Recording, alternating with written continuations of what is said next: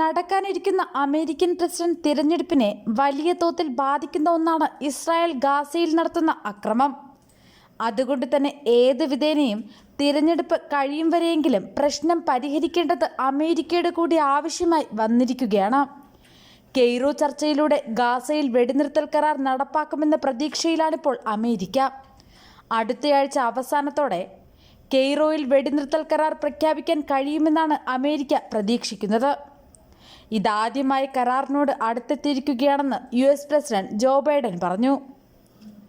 വെടിനിർത്തൽ ചർച്ചയ്ക്ക് ശേഷം ദോഹയിൽ നിന്ന് മടങ്ങിയെത്തിയ സംഘവുമായി ഇസ്രായേൽ പ്രധാനമന്ത്രി നെതന്യാഹു ആശയവിനിമയം നടത്തി.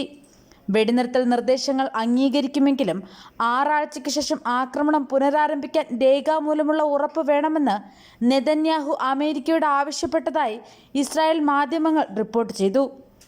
അതേസമയം സൈന്യത്തെ ഇസ്രായേൽ പൂർണ്ണമായും പിൻവലിക്കാതെ ഒരു കരാറിലും ഒപ്പിടില്ലെന്ന നിലപാടിലാണ് ഹമാസ്. അതിനിടെ ചർച്ചകൾക്കിടയിലും ഗാസയിൽ വ്യാപക ആക്രമണം തുടരുകയാണ് ഇസ്രായേൽ. ഖാൻ യൂനിസിൽ നിന്നും മറ്റു കൂടുതൽ പലസ്തീനികളെ ഇസ്രായേൽ സേന ഒഴിപ്പിച്ചു. ലെബനനിലും ഇസ്രായേൽ സംഘർഷവും രൂക്ഷമാണ്. 60-ലേറെ മിസൈലുകൾ ഇസ്രായേൽ സൈനിക കേന്ദ്രങ്ങൾക്ക് നേരെ ഹിസ്ബുള്ള അയച്ചു. 6 സൈനികർക്ക് പരിക്കേറ്റതായി ഇസ്രായേൽ സേന അറിയിച്ചു. ദക്ഷിണ ലെബനനിലെ ഹിസ്ബുള്ള കേന്ദ്രങ്ങളിൽ ഇസ്രായേൽ ആക്രമണത്തിൽ 4 പേർ മരണപ്പെട്ടതായി റിപ്പോർട്ടുണ്ട്.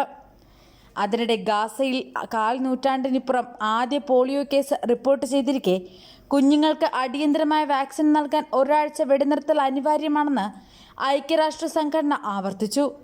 2 ഘട്ടമായി ഗാസയിൽ വാക്സിനേഷൻ ക്യാമ്പയിൻ നടത്താനാണ് UN ലക്ഷ്യമിടുന്നത്. ഇതിന്റെ ഭാഗമായി ഗാസയിലേക്ക് 1.6 ദശലക്ഷം ഡോസ് പോളിയോ വാക്സിൻ എത്തിക്കും.